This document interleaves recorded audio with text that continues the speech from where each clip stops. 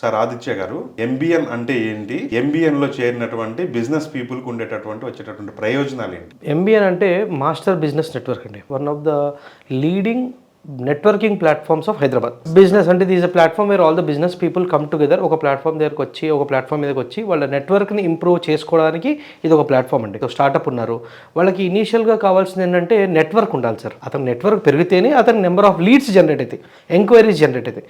ఆ ఎంక్వైరీస్ అక్కడి నుంచి ఎలా ముందుకు తీసుకెళ్లాలి అవన్నీ వాళ్ళకి సబ్జెక్ట్ మ్యాటర్ ఎక్స్పర్ట్. సో ఈ నెట్వర్కింగ్ ప్లాట్ఫామ్ చేసేది ఏంటంటే నెట్వర్క్ని పెంచుతుందండి. నేను ఎంబీఎన్లోకి వచ్చిన తర్వాత నా నెట్వర్క్ దాదాపు 20 times పెరిగిపోయింది సార్. ఇప్పుడు మీ ఫ్రెండ్స్ అందరూ నా ఫ్రెండ్స్ అయిపోయారు. అట్లా దాదాపు ఎంబీఎన్లో ఉన్న 280 మంది వాళ్ళ ఫ్రెండ్స్, వాళ్ళ నెట్వర్క్, వాళ్ళ మొబైల్లో ఉన్న కాంటాక్ట్స్ వాళ్ళందరికీ నేను ఇప్పుడు పరిచయస్తుంది.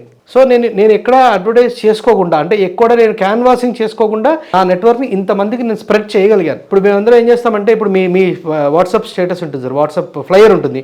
ఇప్పుడు మేము ఒక 300 మంది మీ ఫ్లయర్ని మేము వాట్సాప్లో స్టేటస్ లాగా పెట్టుకుంటాం. అంటే ఒక బిజినెస్ పర్సనాలిటీ వాట్సాప్లో స్టేటస్లో పెట్టుకుంటే అతని రీచబిలిటీ ఆర్ వ్యూయబిలిటీ ఎంత హీనంగా చూసుకున్నా 500 ఉంటుంది సార్. 300 వేసుకోండి అంటే ఎన్ని రెట్లు, దాదాపు రోజుకి మీ ఫ్లయర్ 90,000 మందికి స్ప్రెడ్ అయిపోయినట్టే. అదే ఒక నార్మల్ పర్సన్ పెట్టుకుంటే రీచబిలిటీ తక్కువ ఉంటుంది. సో ఈ బిజినెస్ పర్సనాలిటీస్ అందరూ ఏ ప్లాట్ఫామ్ మీద అయితే ఉంటారో ఆ ప్లాట్ఫామ్ మీదకి రావడం వల్ల అడ్వాంటేజ్ ఏంటంటే వాళ్ళ నెట్వర్క్ని స్ప్రెడ్ చేసుకోవచ్చు. సో నాకు తెలిసిన వాళ్ళు ఏం చేస్తారు, నా గురించి స్ప్రెడ్ చేయగలుగుతారు. అట్లా 1-to-1 మేము అందరం చేసుకుంటుంటాము. అదే మాస్టర్ బిజినెస్ నెట్వర్క్.